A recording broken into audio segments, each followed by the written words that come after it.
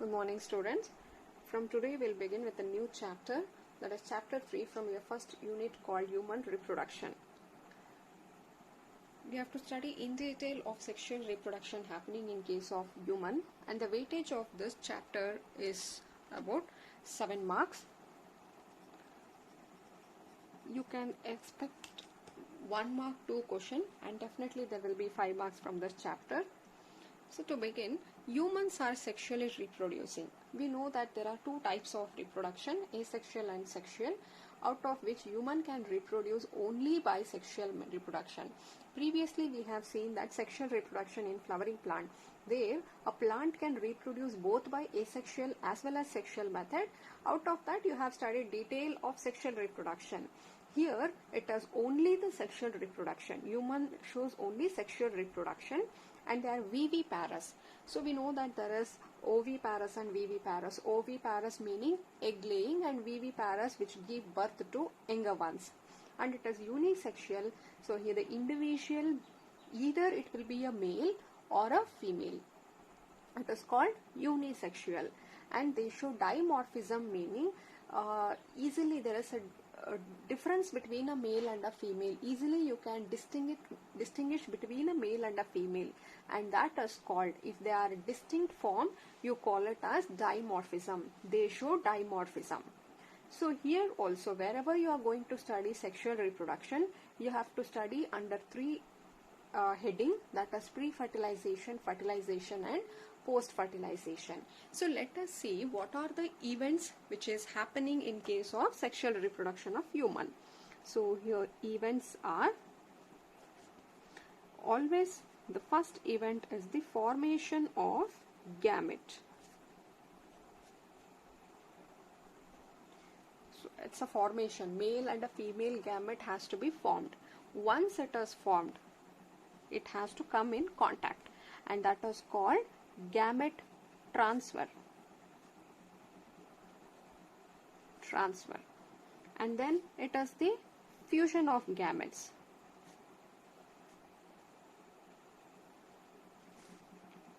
And finally, the fusion of gametes result in a structure called zygote. This is a diploid cell zygote, which will develop into a blastocyst. See, we know that zygote is a one which will develop into a embryo, but it does not happen at once. So zygote is a single cell which will divide into 2, 2 to 4, 4 to 8, 8 to 16 cell, and then from 16 it forms a 32 cell stage, and that stage you call it as a blastocyst.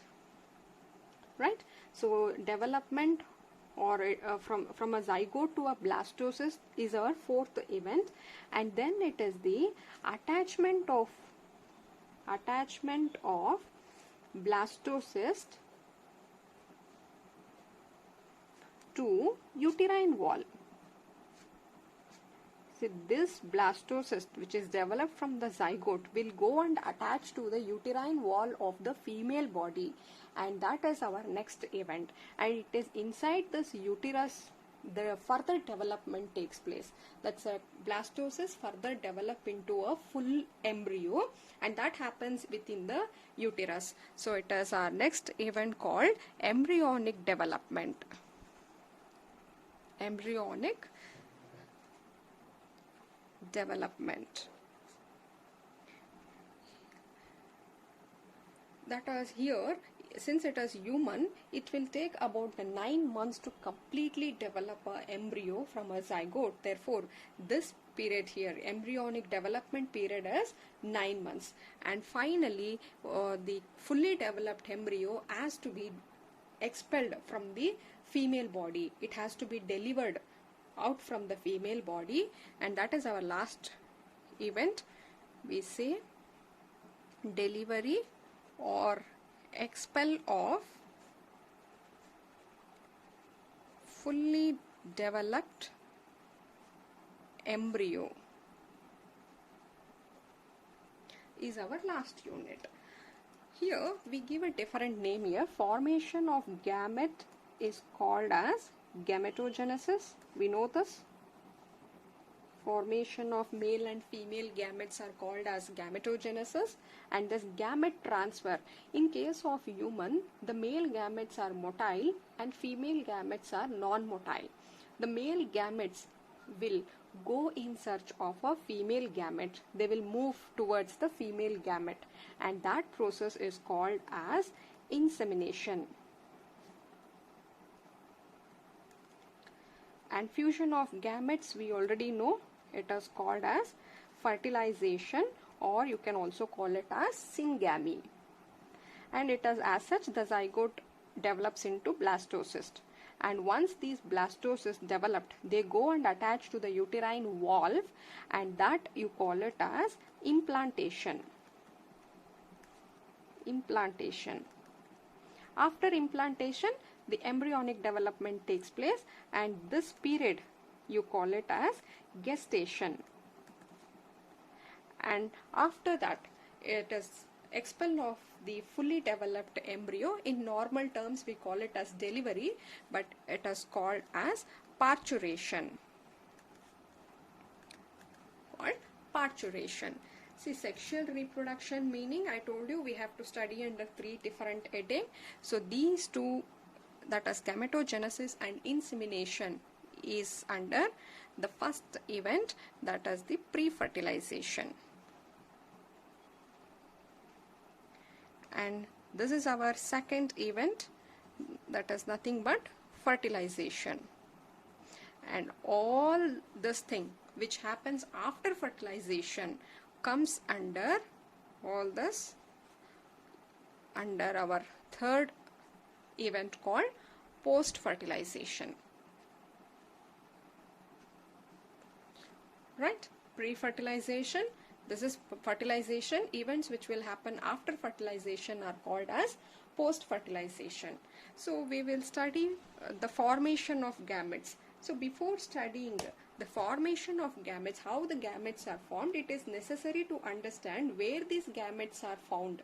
Later on we will see how these gametes are formed in that particular organ. So to know that, we will begin with the male reproductive system. It's the male reproductive system.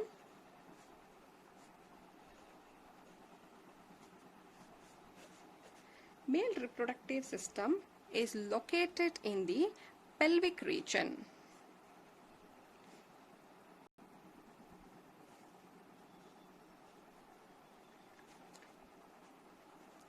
So it is located in the pelvic region. So pelvic region meaning it is below the abdominal. It is between the abdominal and the leg region. You call it as pelvic region, and it includes the male reproductive system. Includes one, it has a pair of testes.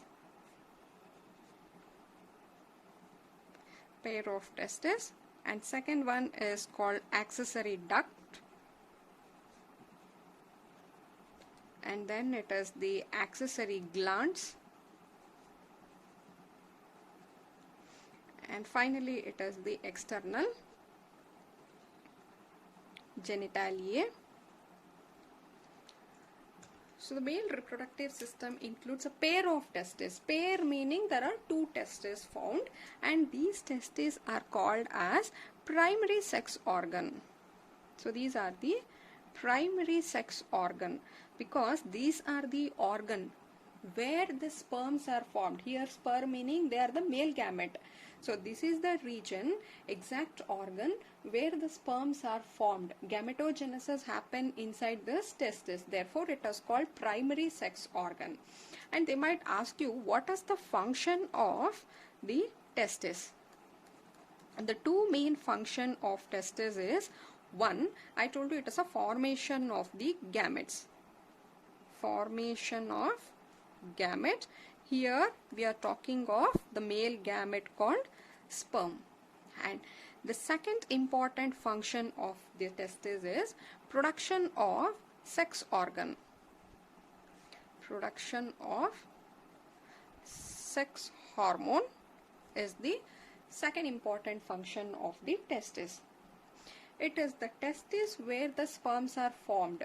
but it is stored. Once the sperms are formed in the testes, they are stored and conducted, that is, they are transported by means of a duct. You call it as accessory. Ducts meaning it's a pipe-like structure. So these are the structures which will store and transport the sperms which are formed in the testes.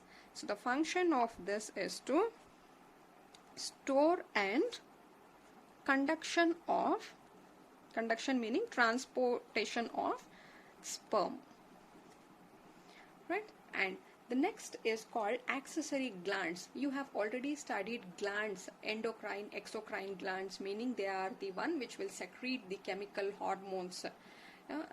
Those are called as gland. Here they are called accessory because they are not directly involved in the male gamete formation, but they are helping. Therefore, it is the accessory glands. See here, these glands will secrete the seminal plasma. They secrete the chemical called seminal plasma. These seminal plasma mix up with the sperm which are formed here, will mix up with this plasma, and now these together you call it as semen, and this is the one which is going to be ejaculated from the penis. Clear? 90% is the plasma. It is only 10% sperm which is ejaculated. So together you call it as a semen. And finally it is the external genitalia, that is nothing but the penis. So we have to study in detail of each part. So first thing we will take up with the testis. Yes, it is the testis. So testes are located outside the abdominal cavity within a pouch called scrotum. So you can refer your NCERT textbook page number 43, where the diagram of a male reproductive system is given, and we are talking of this portion here, the testis, and this testis is located outside the abdominal cavity. It is outside and they are being surrounded by a loose skin that is called as a scrotum. Clear? And what is the role of the scrotum is, it will lower the temperature. It will maintain a low temperature. Important question. Scrotum helps in maintaining maintain low temperature. Low temperature.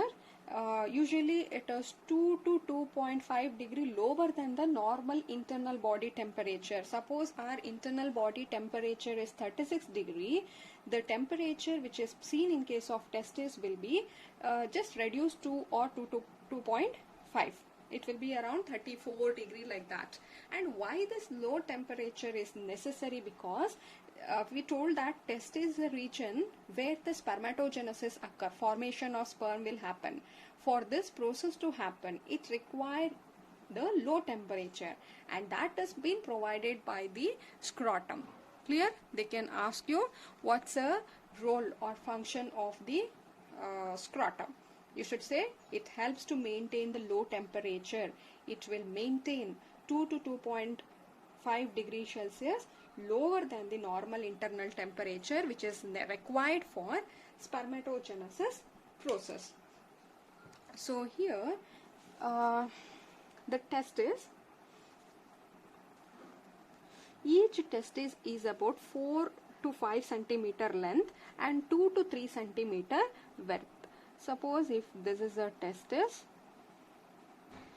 we have written one testis here, but there are actually pair, two. So there is a testis which is 4 to 5 centimeter. This length is 4 to 5 centimeter, and the width of this is 2 to 3 centimeter. Each testis is about 4 to 5 centimeter length and is 2 to 3 centimeter width, and it has been covered by two layers. There is an inner layer and also it will have the outer layer like this. It is covered by, this is not given in your NCERT, is covered with two layer, one, the outer layer, you call it as tunica vaginalis. This is the outer layer, and the inner layer is called as tunica albugina. Clear?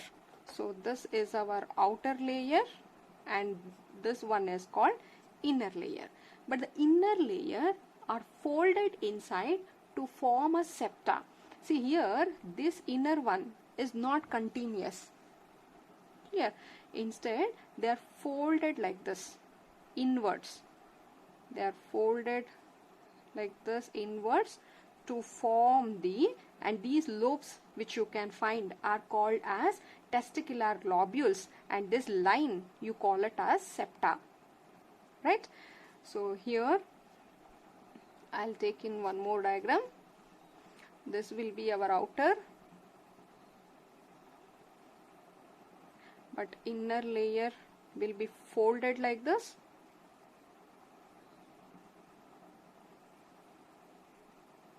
These are folded, and these folded lines you call it as septa, and each lobule, this is a portions, you call it as a lobule. So these are not simply lobules, it is the testicular lobules. Here I have shown just 1, 2, 3, 4, 5 lobules, but there are about 250 to 300 compartments. Such compartments you call it as testicular lobules. And inside these lobules you can find 1, 2, 3 seminiferous tubule. You can find here 1, 2, 3. There are 3 tubules, and this you call it as seminiferous tubule. Hope I am not confusing you. The inner wall is folded inside to form the septa, and this septa gives around 250 to 300 compartments. These are called as testicular lobules. Right? They are testicular lobules. Inside each lobule again you can find 2 to 3 seminiferous tubules.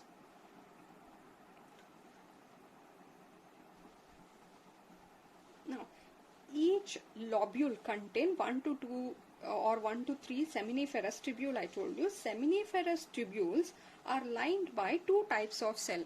See, tubule meaning imagine a tube-like structure.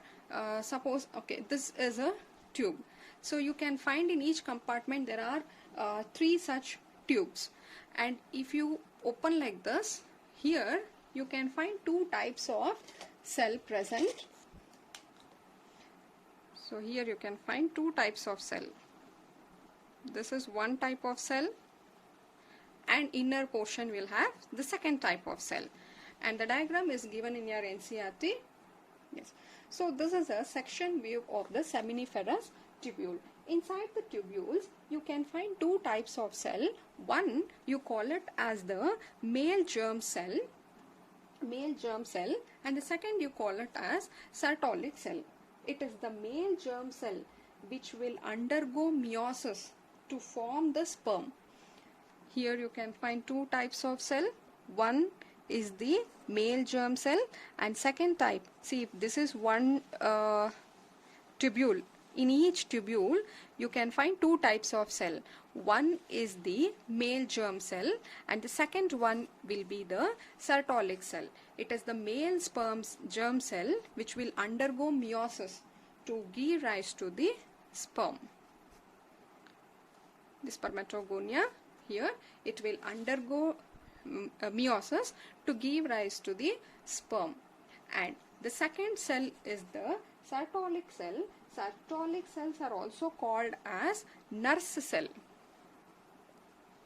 Nurse cell. The main function of this is to provide the nutrition to the germ cell and to the sperms. Clear? This is also important question. They can ask you what is the role of this. It is the providing nutrition to germ cell and the sperm. In between, this is one tubule and this is the second tubule. Imagine this will be the second tubule. in between these tubules, can you find the space between these two? And these space, interstitial cells are present. In between the seminiferous tubule, there is the interstitial. See here, if this is also a one tubule, this is one tubule. Between this space, you can find the interstitial cell, or it is also called as leading cell. Leading cell. And these are the one which is going to produce a testicular hormone, the androgen, called testosterone. Very important. Testosterone. Clear? Please don't get confused. Refer the diagram. We are talking of the pair of testes. So you can see there are two testes. Okay, the testes are located within a loose pouch-like structure which is called as a scrotum. Scrotum helps to maintain the low temperature necessary for the spermatogenesis to occur. Okay, first thing. And second thing, inside the scrotum is actually made up of testis is made up of two layers, outer and an inner layer. The outer layer you call it as tunica vaginalis, and the inner layer, tunica albuginea, is the one which is folded inwards by the septa, and these forms many compartments. This is one compartment, second compartment, third compartment, like that. You can find around 250 to 300 compartments, and these compartments are called as testicular lobules. Inside each lobule, you can find the 1 to 3 seminiferous tubules. If this is the seminiferous tubule, like this, around 3 seminiferous tubules are located inside each lobule. And if you take out one seminiferous tubule, and if you see the inside, you can find there is two types of cell. One, it is the male germ cell, and another one is called as a Sertolic cell.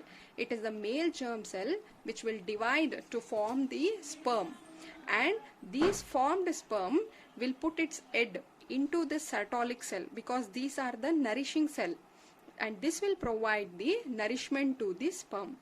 Clear? And this was one tube, and this will be the second tube. In between these two, you can find the space here, and this space are filled by one more type of cells called interstitial cell, or it is also called as a leading cell. The main role of these cell is to secrete a hormone called testosterone, androgen hormone called testosterone. Clear? This is all about the testes. Let's move on. Let's take accessory ducts. Accessory ducts. So I told you it is the ducts, meaning they are the pipe-like structure which are there to store and transport the sperms which are formed in the testes. So if you look here, if you look the diagram, these are the testes. Clear? These are the lobules. These are the lobule, right? And we have seen it is the tubules like this. These tubules, finally, they will come to one point here, and this is called as rete testis. And these further move, and this pipe you call it as vasa efferentia, and finally they are dropped in a structure called, it is called epididymis. Epididymis, and further this continues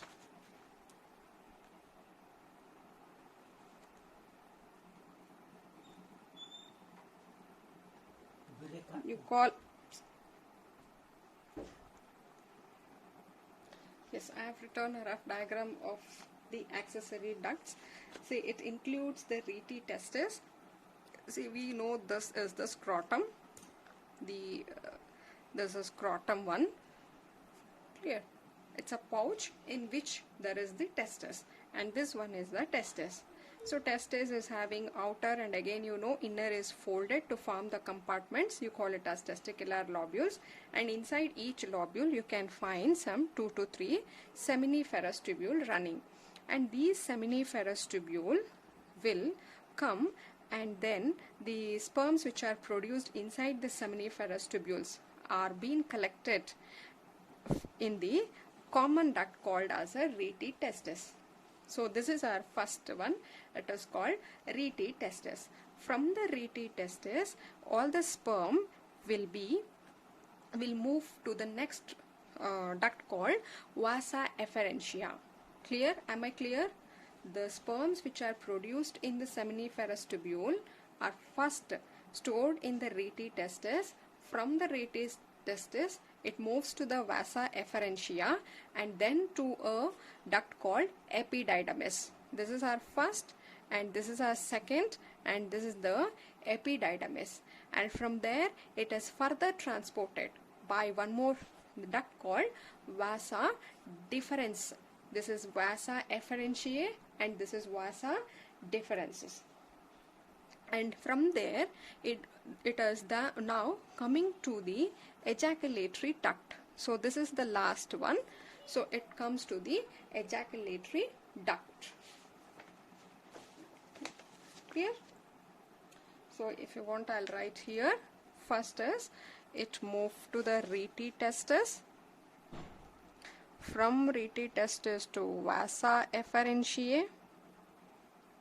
From there, it is the epididymis. Then it is the vasa deferentiae and to the ejaculatory duct. So these are the accessory ducts. And now from the ejaculatory duct, you can find here, it is moving like this. It moves here through the vasa deferentia and finally it is stored in the ejaculatory duct. During intercourse, it will be ejected through the penis, and this is the urinogenital duct. Why we call it as urinogenital duct? Because this is a common duct which will conduct both the urine and also the sperm. In case of male, urine and sperm both are conducted in this common. This is a common pipe or a duct where it both will travel. And this is our urethra, and this is the urinary bladder. Clear? And here you can find one more structure here. This is called seminal vesicle, which we will study in the accessory glands. Because it is not, if till here it is only the sperm which is coming. After that, it will mix up with the secretion which are secreted by the glands, and then when it is ejected through the penis, it is along with these secretion the sperms are released outside. Clear? So this is all about the accessory ducts. Just go through it once again. It includes rete testis, the inside the seminiferous tubule. The sperms which are formed inside that is first carried by the rete testis and then to the vasa efferentiae, epididymis, vasa deferens, and then to the ejaculatory duct. And it will move to the accessory glands. Yeah, it has the accessory glands. We know that the role of gland is to secrete the chemicals or the hormone. Here it includes mainly 3 type of gland. One, it is the seminal vesicle, a pair, that's a pair meaning 2, and 1 prostate gland, and again it is bulbourethral, again which is in the pair. So let us see where these are located. Yes, it is the seminal vesicle. Here these are the, this is, I told you it is in pair, so these two are the, this and this are the seminal vesicle pair, Okay, and second one, you can see a prostate gland. Here it is the prostate gland, the second one, and finally a small structure here, it is the bulbourethral. Clear? Seminal vesicle is one, then it comes the prostate, and then it comes the bulbourethral. So these three constitute the accessory glands. So what is the role of all the three? So seminal vesicle, all three will secrete the chemicals, but the content of them are different. The seminal vesicle will secrete the prostaglandins, and the main function of this is to activate the sperm, and also it helps the contraction in case of female reproductive tract. And the prostate gland, that secretions from this gland contain bicarbonate ion, lipids, citric acid. This will provide nutrition to the sperm, and also they will protect the sperm from acidic pH of the vagina. So vagina is present in the female reproductive tract. Since the sperm has to travel through this vagina, the vaginal acidic nature will destroy the sperm. Therefore, this secretion which is having bicarbonate will neutralize the acidic pH and protect the sperm. And then it is the bulbourethral gland which will secrete a mucus, and the role of mucus is just to give the lubrication. Clear? Easy movement. So these are the role of these accessory glands. So now you can see here, this is our testis where these sperms are produced, and then it comes our accessory ducts which will carry these sperms. The sperms which are produced in the testis are being carried by our accessory ducts, and finally here it is the sperm which is moving. Once the sperm come here, the vesicles which secrete the plasma, that is mixed with the sperm, and then it takes up the secretion which are given by the bulbourethral, and then it is even the prostate and bulbourethral, all secretions get mixed, and finally it is stored in the ejaculatory duct. And when it is being ejected, that is through the penis, it is along with the sperm, even the secretions of this will mix, and then it is ejaculated outside by means of urethra and the penis. Clear? And now let us take up the external genitalia, that is nothing but the penis. The penis is called external genitalia. It is made up of special tissues that help in erection of penis to facilitate the insemination. So the penis here has to get ejected if it has to be penetrated into the vagina.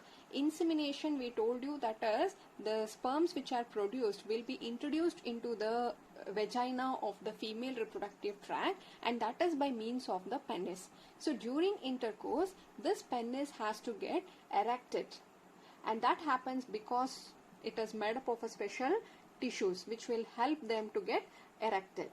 And then the enlarged portion, the enlarged portion here is called as glans penis.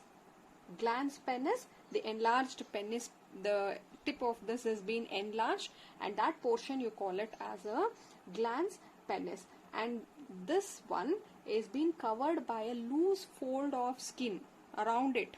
This is covered by loose skin fold, and that is called as the foreskin. Clear? With this, we will complete the male reproductive. We have seen only the male reproductive system. We have not still seen how the gametes are formed. Okay, to brief it out, I'll tell you the male reproductive system consists of a pair of testes, accessory ducts, glands, and external genitalia. So testis, we know it is covered with the scrotum. Scrotum is meant to maintain the low temperature, and there are two testes present here, and the testes, inside testes you will find the testicular lobules, inside lobules you will find the seminiferous tubule, inside seminiferous tubule you will find two types of cell. One it is called male germ cell, another one is called as a Sertolic cell.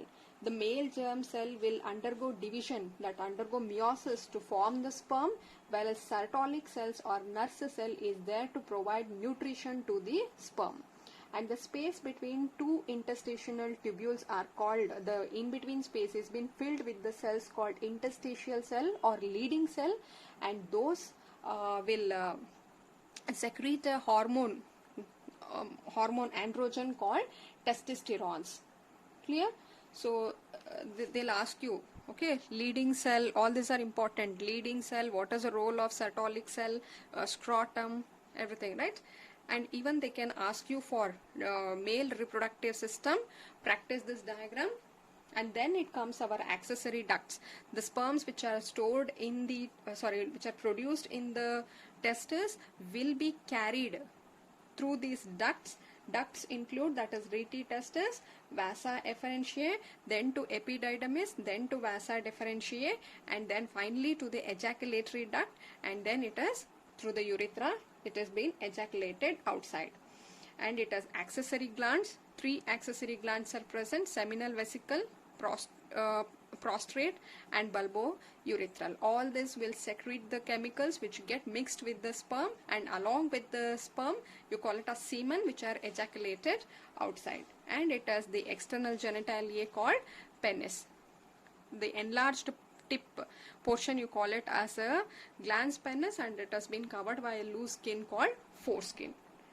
Practice this diagram, important. Here we'll take up the female reproductive system in our next video. Thank you.